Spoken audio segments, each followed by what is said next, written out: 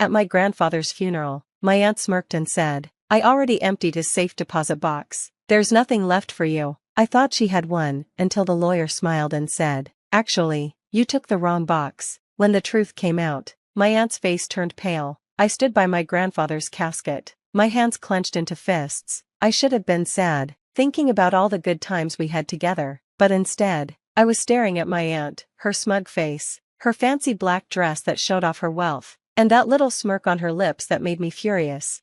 She leaned in close, so only I could hear her, and whispered, "I already emptied his safe deposit box. There's nothing left for you." Then she walked away like she had just won something big. For a moment, I couldn't even react. My body felt cold. My grandfather had worked hard his whole life to build what he had. He wasn't super rich, but he was careful with his money. He had saved, invested, and always told me, "When the time comes, I'll make sure you're taken care of." And now, my aunt, who barely visited him in his last years, was bragging about stealing from him before he was even buried.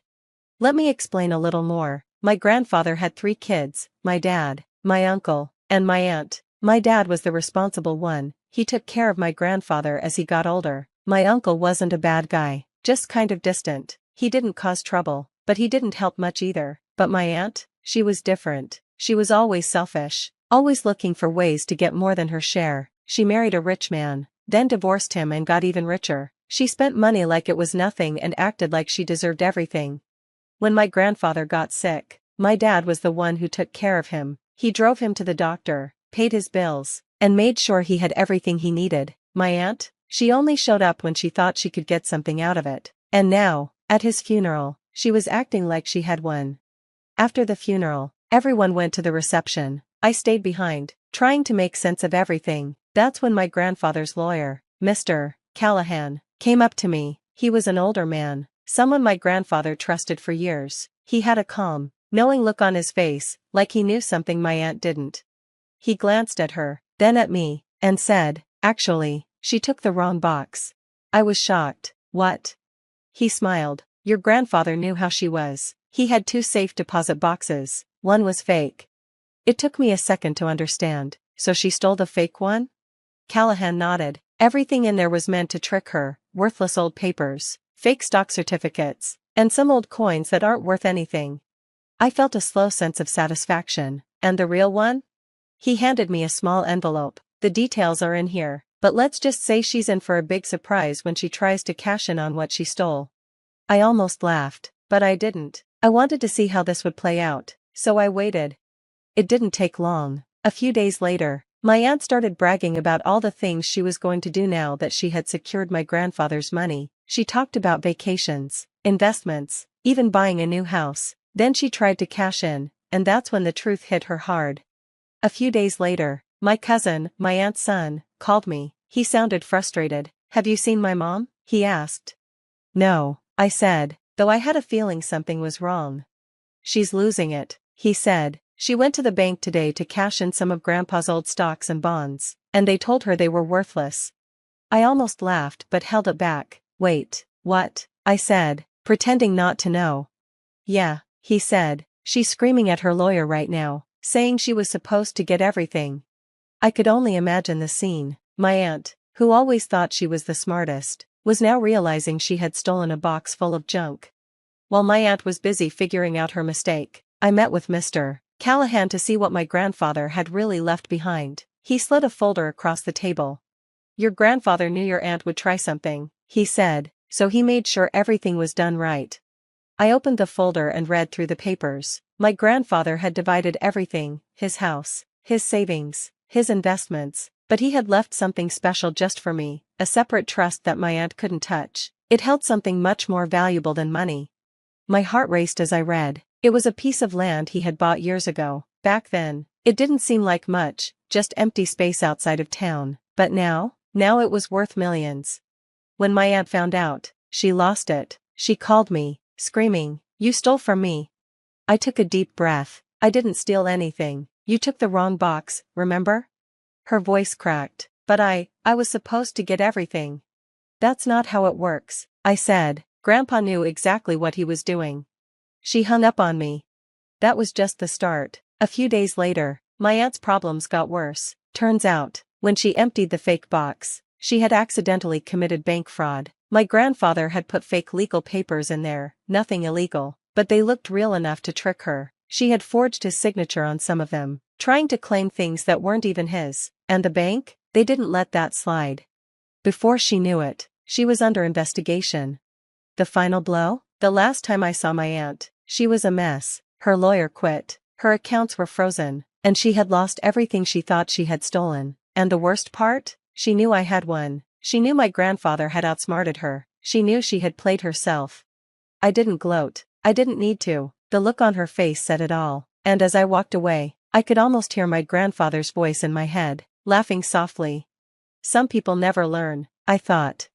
That was the end of it, or so I thought. But my aunt? She wasn't the type to give up. A few weeks later, I got a letter in the mail. My aunt was suing me. She said my grandfather had been tricked in his final years and that I had somehow convinced him to change his will. She wanted the trust cancelled, the land taken away, and everything split up again.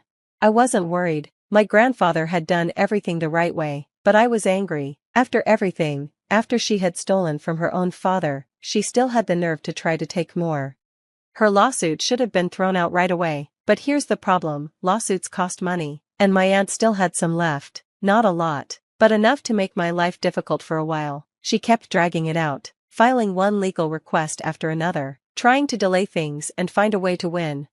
But here's where it gets interesting. While my aunt was busy suing me, something else was happening behind the scenes. She had been living a very fancy life for years: big houses, expensive cars, designer clothes. She always acted like she had endless money, but she didn't. Turns out, after her divorce, she had been secretly drowning in debt. She had borrowed money against everything she owned, maxed out her credit cards, and taken out shady loans. And now her lawsuit had brought attention to her real financial situation. People she owed money to started coming after her. The IRS started looking into her taxes. Then, the final blow: her ex-husband sued her, saying she had hidden money during their divorce. Her life was falling apart faster than she could fix it. And then, the biggest twist: remember the land my grandfather left me? The one my aunt thought was worthless? Well, she should have done her research, because what she didn't know was that my grandfather had been working on a deal for years. A company wanted to buy the land to build shops, luxury homes, and other things. And just a few weeks after my aunt's lawsuit started, the deal was done. The trust my grandfather set up for me? It wasn't just worth millions, it was worth tens of millions.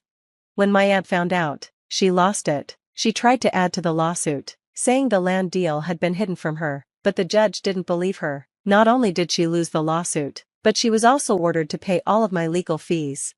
With no money left, my aunt had to sell her house, her cars were taken away, her credit was ruined, and the best part? The bank fraud investigation was still going on. She went from living in a mansion to renting a small apartment on the edge of town. She was completely, totally ruined. The last I heard, she was trying to start some kind of business selling advice on living a luxury life, or something like that, but no one was interested. And me? I was set for life, all because my grandfather knew exactly who she was. She thought she had won, but in the end, she only outsmarted herself. For a while, I thought that was the end. My aunt was broke, humiliated, and stuck in the mess she had made. But some people don't know when to give up. Even after losing everything, she kept trying to fight. She started telling anyone who would listen that I had stolen the inheritance. She tried to act like the victim, saying I had tricked our grandfather into cutting her out. At first, I ignored her. I let her talk. No one believed her. But then, she did something that went too far. She showed up at my grandfather's old house, the one I inherited, and tried to break in. I got a call from the security company in the middle of the night. "There's been a break-in attempt," the guy said. "The police are on the way." I didn't even have to ask who it was. By the time I got there, the cops had already arrived. My aunt was standing in the driveway, screaming at the officers, trying to convince them she had a right to be there. "This is my father's house," she yelled. One of the officers turned to me. "Sir, do you know this woman?"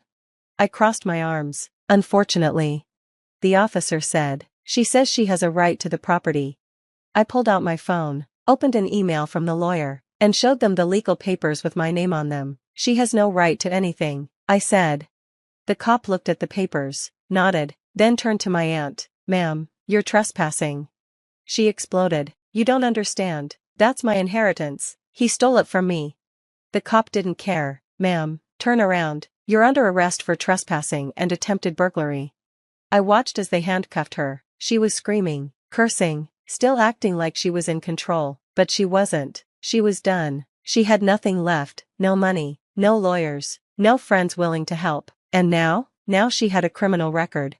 As they put her in the back of the police car, she looked at me, and for the first time, I saw it, not anger, not entitlement, but fear. She knew this was the end. And I just stood there, watching, letting her feel every second of it. After that, my aunt disappeared from our lives. She lost everything. The last I heard, she was living in a small, rundown apartment, working odd jobs just to survive. No more luxury, no more power, no more control. And me? I honored my grandfather's memory. I took care of my dad. I made sure my family was safe and secure. I donated to charities he cared about. I used the money the right way. And every now and then, I'd think about my aunt, how she thought she had won, how she thought she had outsmarted everyone, but in the end, she played herself. And my grandfather? He got the last laugh.